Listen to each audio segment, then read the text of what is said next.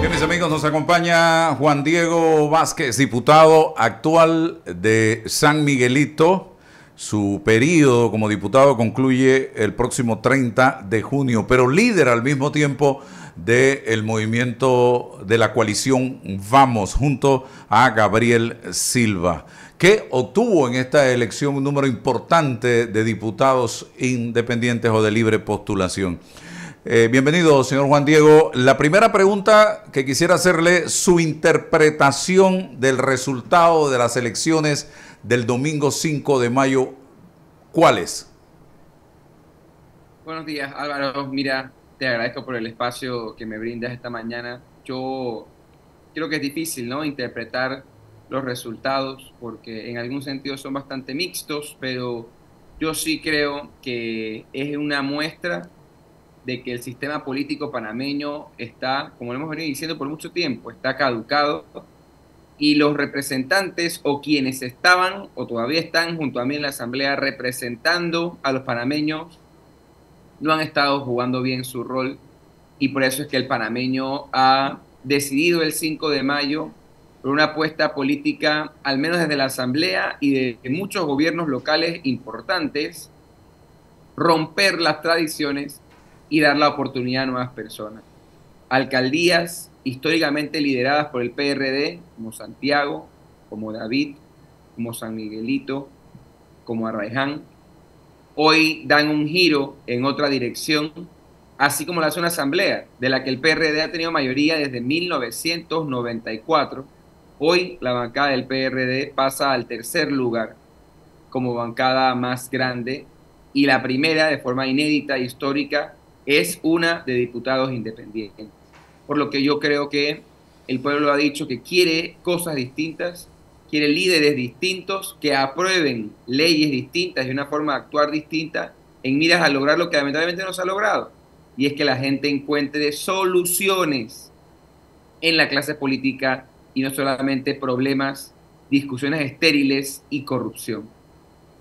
¿Cree usted, señor Juan Diego, que el presidente José Raúl Mulino entendió ese mismo mensaje que usted está planteando? Mira, yo no puedo estar 100% seguro, pero nos queda analizar las muestras que él nos ha dado a través de sus discursos recientemente y sus entrevistas recientemente. Y yo creo que él viene con la línea de aprovechar la oportunidad que se le ha dado, que también hay que reconocerlo, es una oportunidad muy particular. Él llega a la presidencia en circunstancias muy, muy excepcionales, pero lo que él mismo ha dicho, lo que hemos escuchado de su entorno, es que quieren aprovechar esa oportunidad de oro para hacer las cosas bien. Yo, por supuesto, estoy un poco inquieto o un poco interesado en entender de quién él va a decidir rodearse. Ya ahora no va a ser, no es quien lo rodea, es quien él va a decidir que lo rodee, y eso va a poder empezar a darnos luces claras, señales claras de si él ve el país en la misma dirección que algunos de nosotros o la ve una distinta, que ojo, es su derecho. Sin embargo, para poder entender cuál va a ser nuestra posición frente a las decisiones o propuestas que él va a presentarle al país. Hay, el fin de semana hubo, perdón, fuertes rumores y a mí me llamaron diputados electos para decirme que comenzó el matraqueo en aras de precisamente conformar una directiva y una fuerza política entre los viejos que volvieron a la Asamblea y los nuevos de partidos políticos para impedir un poco el tsunami que pudiera traer precisamente los independientes y tratar así de mantener el control como lo han mantenido en estos últimos años los diputados. ¿Qué sabe usted de esto, señor Juan Diego Vázquez? Mira, la verdad no sé mucho, pero tampoco me sorprende. Hemos estado escuchando en algunos medios de comunicación el interés, que al final es legítimo, ¿no?, y democrático, de algunos miembros de la bancada RM de aspirar a la presidencia de la Asamblea. Yo soy de la idea, como se ha dado en la mayoría, no en todos los casos, ni tampoco es que es obligatorio, que la bancada mayoritaria es la que debe buscar lograr alcanzar la mayoría que hace falta, porque si bien somos la bancada más grande, no somos la bancada de la mayoría. Hay que buscar como independientes alcanzar esa mayoría para poder, yo creo que cumplir con el país, y eso yo creo que es lo importante. Todos los diputados, los 61 diputados que van a entrar, tienen derecho por igual de aspirar a la presidencia de la Asamblea, y todas las fuerzas políticas igual. Pero al final la Asamblea es un tema de números, pero además de un tema de números, debe ser un tema de representatividad. Y yo creo que la pregunta que debe hacerse cada diputado y también cada panameño es, en miras al resultado de la elección del 5 de mayo, ¿qué fuerza política debería dirigir al menos el primer año? Porque esto es un año a la vez, al menos el primer año de los destinos legislativos. Una que pueda estar un poco más anclada al pasado y a los métodos del pasado que el propio presidente electo cuestionó, lo que yo celebro, o una bancada con una hoja de ruta clara, con posicionamientos a favor del país, en línea de una mayor institucionalidad y que pueda entrar a la Asamblea esa bocanada de aire fresco que yo vengo luchando y esperando hace 5 años y que creo que el país nos está clamando y por eso salió a votar como votó. Casualmente, y Lisbeica es testigo y los oyentes de este programa también, hemos venido diciendo que si yo fuera José Raúl Mulino, lo que buscara es el consenso para que un independiente sea electo como presidente de la Asamblea Nacional de Diputados y me acompañe en lo que pudiera ser la transformación del país en el primer año de gobierno, porque él mismo lo ha dicho, que se tienen que tomar decisiones importantes, comenzando por el tema de la caja de seguro social. Y en política, usted lo decía, es tema de sumar, de multiplicar y no de restar y dividir. Juan Diego. Bueno, y es mi opinión muy personal sobre lo que he estado viendo, uno de los diputados electos por el partido RM señaló muy bien que quien va a dirigir los esfuerzos de la bancada o los esfuerzos políticos no es el presidente electo, sino el presidente del partido.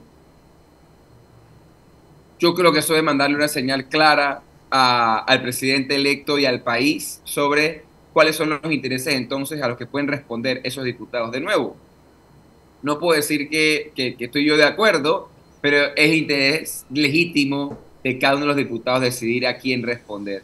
Yo sí coincido contigo en algo y hago el llamado, y yo le digo al presidente de la República electo precisamente eso. En los diputados de la coalición, en los diputados independientes, va a encontrar diputados como los que ha tenido el presidente Cortizo estos 5 años. Cuando se proponen cosas buenas para el país, ni me llame, porque va a contar con nosotros.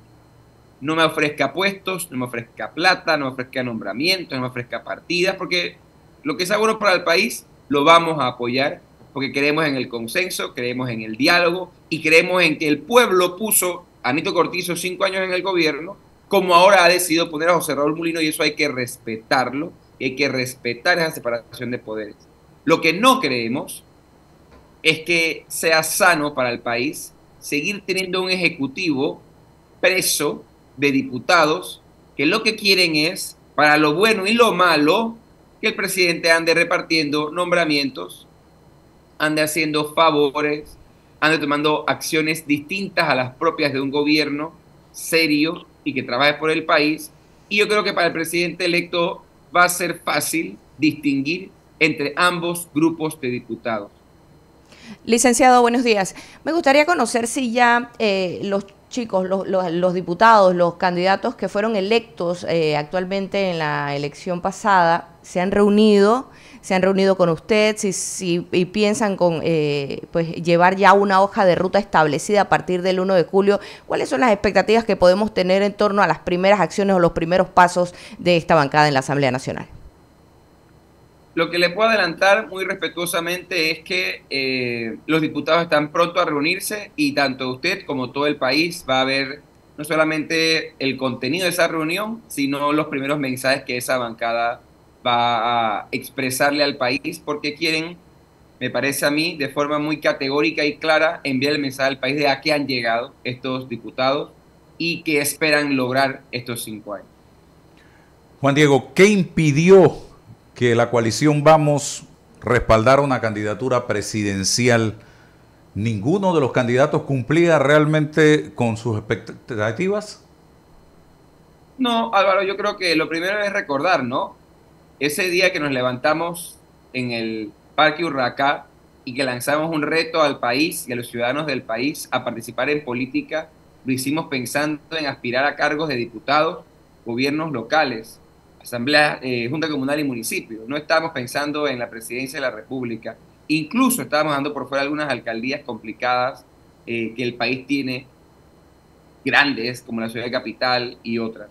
Entonces yo creo que más allá de yo empezar a calificar las candidaturas presidenciales, simplemente es recordar que nuestra génesis estaba un poco alejada del camino por la banda presidencial, porque queríamos dedicarnos en las carreras en las que nos dedicamos, y yo creo que eso, gracias a Dios, dio el buen fruto en la mayoría de los casos, como así lo dio. ¿Cuánta gente de Vamos? De otra forma, no habría tenido, a mi juicio, el resultado que hoy podemos celebrar. ¿Cuánta gente de Vamos salió a nivel nacional? En porcentaje, si estamos hablando de 19 diputados, 12 representantes y 2 alcaldes, en el caso de diputados es el 50%. Si no me equivoco, teníamos 38 candidatos, ganaron 19. Wow. A diputado. En el caso de alcaldes, el porcentaje disminuye un poco, porque teníamos como 12 también o 13 candidatos, ganaron 2, Los Santos y San Miguelito. Y en el caso de representantes, también el porcentaje disminuye, pero ganaron 12 representantes electos. La mayoría de ellos entre el Consejo Municipal de Panamá y el de San Miguelito, pero también tenemos 2 en Arraiján, una en David, y es con lo que estamos trabajando para estos 5 años. Licenciado, en el caso de ustedes, se planteó un filtro inicial para las postulaciones.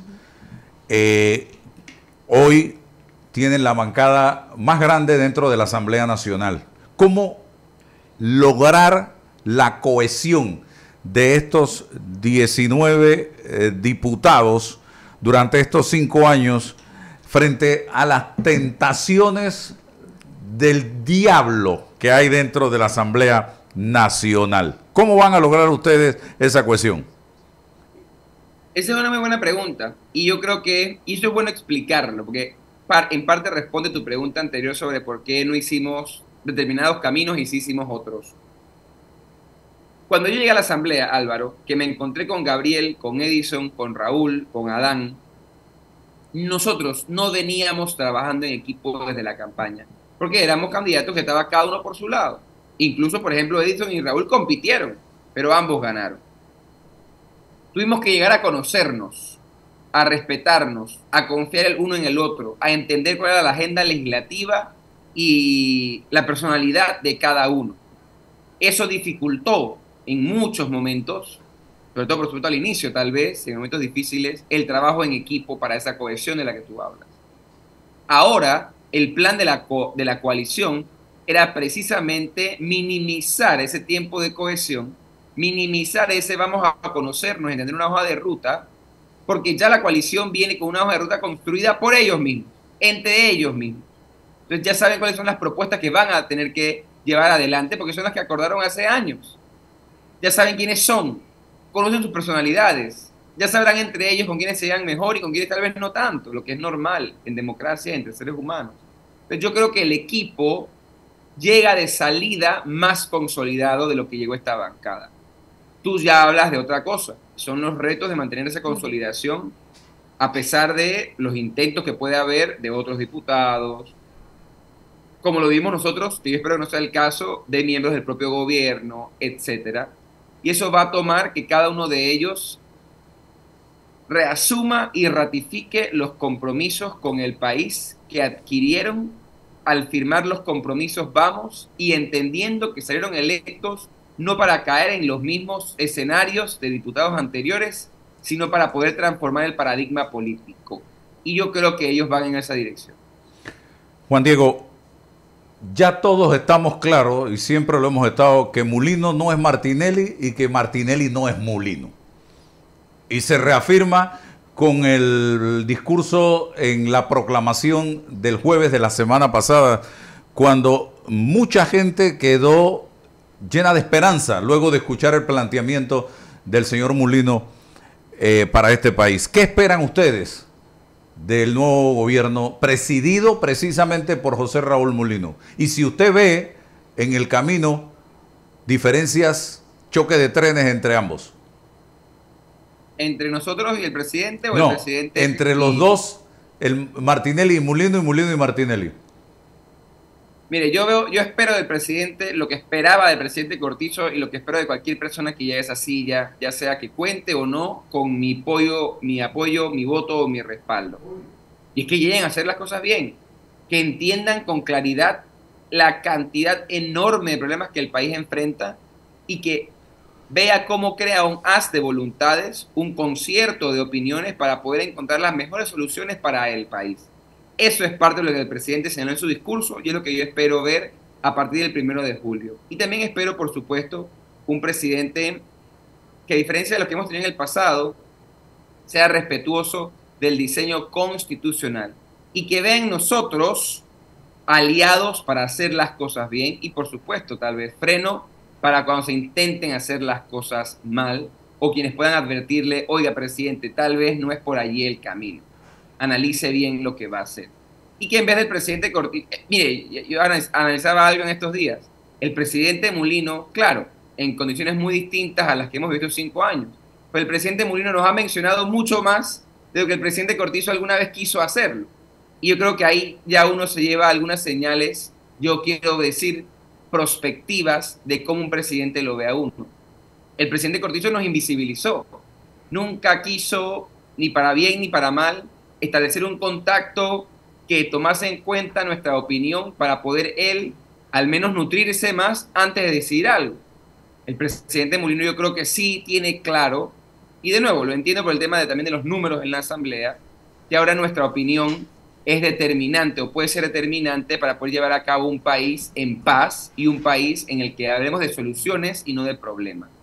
En cuanto al choque de trenes, yo sí lo veo porque coincido con usted. Parece ser que la forma de hacer gobierno del presidente Mulino, por lo que él mismo ha dicho, va a ser muy distinta de la que decidió llevar a cabo el presidente Martinelli. Y yo lo que espero es que el presidente Mulino, con ese carácter que hemos visto, simplemente pueda dejar claro que el presidente electo de la República es José Raúl Mulino y en la línea en la que llegue a hacer las cosas bien por el país, de forma sana, de forma legal, que sepa el presidente electo Mulino que va a contar con el respaldo seguramente de toda la Asamblea Nacional y de todo un país que lo que quiere es ver soluciones, pero en la línea en que se deje llevar por los peores intereses de su partido o de la gente alrededor de él. Bueno, por supuesto, nos va a tocar proteger al país y sus intereses. Rolando Rodríguez está con nosotros, periodista del diario La Prensa. Muchas gracias, buenos días a todos. Me alegro verlo, señor Diego. Mire, yo he estado viendo con atención el tema de los nuevos diputados y he notado que varios de ellos son bastante jóvenes. Entonces quería preguntarle si eso al final del día constituye una ventaja o una desventaja frente a unos diputados que llevan allí algunas décadas y que en el pasado ha habido, y hay evidencias de eso, de contaminación que han sufrido los nuevos diputados, que llegan con muchos bríos, pero a medida que van transcurriendo los años en la Asamblea, terminan muchas veces de aliados, otras veces se dejan llevar por las tentaciones que ofrece el puesto. Así que yo quisiera que nos conversara un poco si el tema de la juventud, de la misma formación de los jóvenes que hoy que llegarán a la Asamblea, va a ser una desventaja frente a lo que está el status quo en la Asamblea. Bueno, mire, yo creo que lo primero que hay que reflexionar es recordar mi figura, ¿no? Yo estoy casi seguro que ninguno llega tan joven como yo, porque creo que el más joven que ha llegado tiene 23 ya cumplidos, yo gané con 22. Por ende, yo llegué más joven de lo que cualquiera de ellos, y la edad promedio es 35 entre ellos. O sea, no, si bien hay un grupo de personas muy jóvenes, tampoco es que son un montón de jóvenes solamente que llegan a la asamblea. Y si yo, aún en esa juventud, en la circunstancia de pertenecer a una bancada de 5 versus una de 40, por ejemplo, que tenía el gobierno, y en la que no había nadie con experiencia para, digamos, guiar en los primeros días del camino, yo creo que ellos tienen muchas menos excusas para fallar o para perderse en el camino, porque uno, son la bancada más grande, dos, ya tienen modelos mucho más claros para poder seguir en cuanto a cómo hacer el trabajo, como lo somos Gabriel y yo, que hemos trabajado en precisamente en lograr que ellos sean electos. Tres, Gabriel y yo estamos allí y estaremos estos 2 meses, sobre todo en la transición, guiándoles de cómo no caer en ese juego de poder y en esas tentaciones en las que usted bien habla. Y también creo que ellos saben muy bien de quién tienen que distanciarse y alejarse.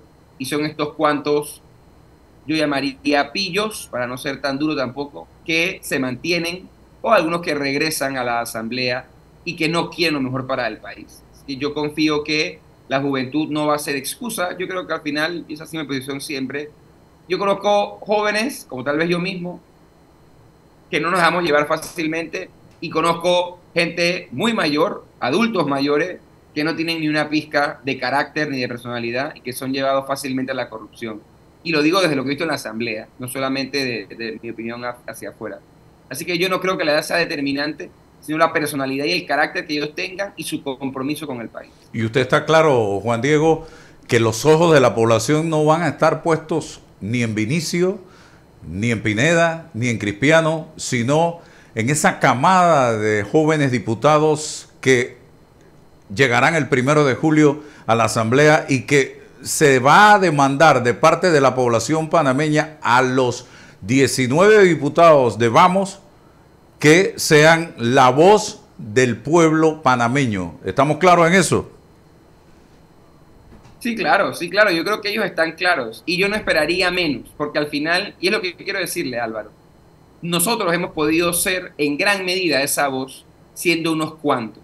Ahora que ellos son mucho más, van a poder abarcar, a mi forma de verlo, con mucho más tino, con mucho más seso, con mucha más capacidad, muchos temas que tal vez por un tema de tiempo, no de interés, repito, de tiempo, no de interés, tal vez nosotros no pudimos abarcar, como temas agropecuarios, que es fundamental que le metamos mano, como temas más profundos en materia educativa, en materia de turismo, en materia de desarrollo económico. Creo que ahora ellos son tantos que van a poder ser voz para muchas más personas. Y yo, me parece, de lo que he conversado con ellos, de lo que los conozco, porque esa es otra. Esto no es como los partidos, que bueno, ahora ganó no sé quién, y puta, ¿quién es ese? Estos diputados, yo he estado caminando con ellos desde el primer momento. Los conozco a sus familias, de dónde vienen, dónde viven, quién son. Y por eso me atrevo a decir que son un equipo de lujo que va a poder hacer esta tarea como usted bien dice, ¿no? Como el pueblo espera y como yo también confío, y tendrán mi apoyo para guiarlos cuando ellos así lo necesiten. El presidente, el jueves, el presidente electo habló de reducir el presupuesto de la Asamblea y de destinar esos recursos a mi primer empleo. ¿Con cuánto cree usted que puede funcionar la Asamblea Nacional de Diputados en materia presupuestaria? Mira, yo no me quiero equivocar en darte un cálculo porque no es algo que estamos trabajando en analizar, pero que no he analizado profundamente, pero muy probablemente del presupuesto aprobado para este año, que son 150 millones, probablemente con la mitad de eso e incluso mucho menos. Me imagino que hay diputados que tienen pánico de los reelectos, porque no con la reducción del presupuesto se tiene que ir un montón de gente de la planilla que ellos tienen. A mí ya no me echan cuenta, y por eso yo voy a servir de guía cada vez que los diputados así lo necesiten, cuando ellos lo quieran. Eso de que la asamblea necesita a toda la gente que está contratada es falso, y eso a mí nadie me va a sacar de esa idea. No por ser un órgano del Estado tiene que contratar más gente, uno, de la que necesita, y dos, de la que en verdad trabaja. Eso es corrupción, no es buscar personalidad. La asamblea se va personalizar cuando haga lo que la Constitución le obliga, no por tener más o menos personal contratado. Y lo que hay hoy es un despilfarro de dinero en muchos sentidos.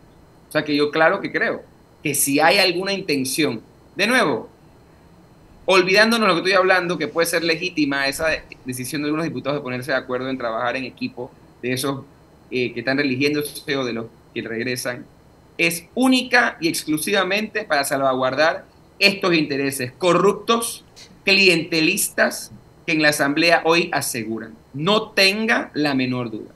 Porque no van a llegar, como pretenden llegar los diputados independientes, de lo que me han conversado, a cambiar el reglamento, a cambiar las reglas, a cambiar las leyes de los auxilios económicos, a cambiar las leyes de las juntas directivas. No van a llegar en esa línea, sino a mantenerse como están. Hoy agarremos la planilla permanente, yo te doy 20 puestos, además te doy la planilla tuya con otros 20 puestos, además vamos con la 172 y la 080, que todavía nadie sabe, y que sigue envigorizada, y eso no. Pero yo te digo algo, una asamblea en la que hay un liderazgo distinto tiene que reducir al mínimo, las planillas opacas, 172 y 080, y transparentar cada uno de los nombramientos, cosa que no se ha logrado desde el 2018, que la Corte dio la orden. Tiene que reducir esa planilla permanente de gente que no cabe en la oficina de la Asamblea. Y te lo digo yo que tengo 5 años trabajando allí. Entonces yo creo que el país va a tener que ver quién logra ese espacio importante en la Asamblea de liderazgo. Si quienes quieren poner a la Asamblea a trabajar por el país y con la menor cantidad de recursos posible, o quienes de una forma u otra quieren afianzarse en su feudo para lo mucho o poco que desde ahí manejan, mantenerlo y desde allí pelear por más. Lisbeika y Rolando. Sí, me interesa, licenciado, escucharle. Si bien la coalición tiene 19 diputados en la Asamblea, pero usted lo mencionó al principio de la entrevista, también salieron 2 alcaldes, 12 representantes, son gestiones diferentes, son desempeños distintos y obviamente también la expectativa de la ciudadanía está puesto en ellos. Estábamos viendo a una alcaldesa electa, Irma Hernández, en el día siguiente, creo que fue de la elección, decir voy a pedir auditorías en todo el sector de la alcaldía de San Miguelito, y definitivamente el trabajo es diferente, los presupuestos son distintos. Quiero saber si usted también va a estar disponible para hacer guía, acompañamiento a estos 2 alcaldes, a esos representantes, y cómo se preparan ellos para abordar estas posiciones. Pues sin duda, el trabajo es muy distinto, pero al final, mire, aunque el trabajo es distinto, porque uno es más ejecución, otro tiene otro matiz, el compromiso tiene que ser el mismo. Y es el mismo, poner los intereses personales por encima, poner los intereses de la comunidad por encima de los intereses personales. Es sencillo. Y utilizar la capacidad que Dios nos ha brindado a cada uno y sumar a personas igual de capaces para poder dirigir alcaldías. Vamos a tener una reunión muy pronto con los alcaldes y representantes electos en miras a guiarlos en este proceso de transición. Hay muchos, la de Tocumen, en el Reto Córdoba Campo, la propia Irma en San Miguelito, algunas juntas comunales destruyendo papeles, preocupados por lo que vamos a llegar a encontrar, que han sido las alcaldías y juntas comunales focos de corrupción, a través de, entre otras, el mecanismo de descentralización paralela. Entonces yo creo que el compromiso es claro, nuestras propuestas desde la campaña, a mí me duele mucho algo, le voy a decir, amiga periodista, y es que quienes quisieron atacarnos, dejaron de lado que nosotros habíamos publicado una línea importante de propuestas de llegar a la Asamblea y de llegar a las alcaldías. Es decir, la hoja de ruta está bastante bien construida, tanto para Raúl, el próximo alcalde de Los Santos, como para Irma en San Miguelito. Pero adicional, Irma hizo un plan, te voy a decir algo, de lujo. Quien dudaba de que Irma era la mejor candidata por los errores que pudo haber cometido, de los que reconoció y se arrepiente, es porque nunca vio el plan de trabajo de Irma Hernández. Y lo que va a empezar a ocurrir en San Miguelito, Dios primero, es que ese excelente plan, formado por ella y otras personas, va a ser puesto en marcha. Es un plan que toma en cuenta gran parte de los problemas del distrito y que lo que busca es solucionarlo. Entonces lo que yo le digo es, aquí nadie va a venir a improvisar. Aquí estamos trabajando para arrancar desde el 1 de julio con fuerza esas juntas comunales y municipios, a empezar a responderle al país, a las comunidades, y desde allí transformar y demostrar lo que una junta comunal y un municipio que no roba puede lograr en transformaciones palpables para las comunidades. Rolando. Sí, mire, señor Juan Diego, yo tengo aquí una pregunta sobre el tema de los privilegios.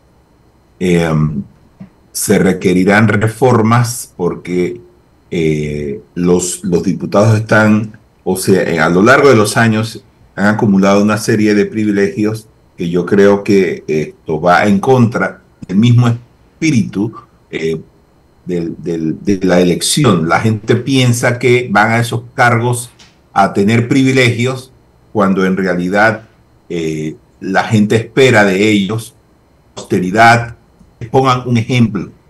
Entonces yo quisiera saber qué van a hacer con el reglamento interno por un lado. Por el otro lado, esta asamblea deja importantes iniciativas en el tapete. Por ejemplo, el tema de la ley que tiene que ver con la corrupción, el asunto este de que tiene que ver también con una iniciativa que se presentó para la extinción de dominio. En fin, hay varios temas pendientes allí y yo quisiera saber cuáles son los planes que tendría el movimiento para enfrentar estos asuntos frente a una bancada que todavía sobrevive y respira y tiene vida, ¿no? Mire, nosotros desde el primer momento asumimos el compromiso, igual lo hicieron esos candidatos hoy electos, de transformar, entre otras cosas, el reglamento interno. Así que créame que esa va a ser, si no la primera, de las primeras iniciativas que vamos a trabajar para, ojalá, con una mayoría en la Asamblea decente, con el concierto de todas las fuerzas políticas, ojalá, pero si no de la mayoría de ellas, porque vamos a buscar consenso. Mire, nosotros queremos conversar con todas las bancadas para que se sumen a la ola que el país ha ordenado el 5 de mayo de precisamente limpiar la casa, acabar con la política tradicional, esa de privilegios, de favores, de castas, porque lo que la Asamblea hay a veces son príncipes y princesas, que lo que buscan es, como usted dice, mantener esos privilegios o buscar nuevos. No, claro que no. Entonces sí, claro que el reglamento es una de las principales prioridades y hay un proyecto que estaba bastante bien hecho, presentado por mí desde el primer día de mi gestión hace 5 años prácticamente. Con el tema de la lucha contra la corrupción, hay varios proyectos: imprescriptibilidad, modificaciones al Código Penal, aclaraciones de normas que permitan investigaciones más claras, como el tema de declaración de conflicto de interés, declaración de bienes patrimoniales, transparencia, la ley 6, modernizarla. Son compromisos que se asumieron y que se van a estar trabajando en esa dirección. Y por supuesto, normas que busquen luchar contra el crimen organizado, el narcotráfico, la corrupción organizada, también son parte de esa agenda legislativa. Así que usted puede contar que pronto se va a estar anunciando cuál va a ser esa agenda inicial o preliminar, pero sí vamos a estar cubriendo todos esos temas. Ya se nos acabó el tiempo. Sé que Juan Diego tiene compromisos y quiero cerrar con una interrogante mixta. Lo primero, se está rumorando la posibilidad de una ley para hacer un nuevo juicio a Ricardo Martinelli aprobada por la Asamblea. ¿Qué harán ustedes frente a esto? Y lo otro que quería preguntarle, ¿a qué se va a dedicar Juan Diego Vázquez a partir del 1 de julio próximo? Si va a aceptar algún cargo, si le han ofrecido algo, se va a dedicar al sector privado o va a trabajar en la Asamblea con la bancada independiente. ¿Qué va a hacer Juan Diego Vázquez? Mire, yo lo que le puedo decir es que yo soy abogado, soy criminólogo, es decir, yo podría regresar, y es lo que hemos estado considerando, al ejercicio profesional de la abogacía, o por qué no encontrar los métodos, no es fácil, ¿no? Pero de ejercer la criminología, que es otra rama que me apasiona profundamente y que también estudié. Así que al final yo creo que eso va a depender de lo que ocurra a partir del 1 de julio y de las oportunidades profesionales y comerciales que se me puedan brindar. Y en eso es lo que estamos pensando y hacia ahí es que queremos dirigir mis esfuerzos. Yo no me veo, al menos en este momento, aceptando un cargo público, no me han ofrecido nada tampoco, pero yo sí estoy siempre dispuesto para servirle al país, pero estoy ahora mismo concentrado en cómo terminar de transicionar y dejarle una asamblea más ordenada de la que yo encontré a los diputados nuevos, una hoja de ruta más clara para que ellos puedan avanzar en esa dirección y que puedan arrancar a trabajar con fuerza a partir del 1 de junio. Sí, sobre la pregunta que le hice, amnistía o una ley para un nuevo juicio, ¿usted ve viable eso en esta asamblea? Yo no, es que no encontraría el asidero jurídico para una amnistía por delitos comunes como los que se han condenado hasta ahora, porque hay otros juicios en camino, al expresidente Martinelli. No puedo hablar por una ley que no he visto, pero nosotros, por supuesto, es parte de los compromisos, no estaríamos de acuerdo en que se vulnere la justicia, en que se impida el trabajo del órgano judicial y en que se promueva la impunidad y la corrupción. Entonces, como le digo, yo como abogado no hallo la posibilidad de que la Asamblea brinde una amnistía por delitos como este, no vería el sentido y no veo a la bancada independiente, un tema que van a tener que analizar ellos, yo estaría ahí para guiarlos como ellos decidan que yo esté, pero no los veo aprobando algo que promueva la impunidad y que se aleje de los principios dogmáticos del derecho penal. Gracias, señor Juan Diego Vázquez, por cedernos este espacio en la mañana de hoy.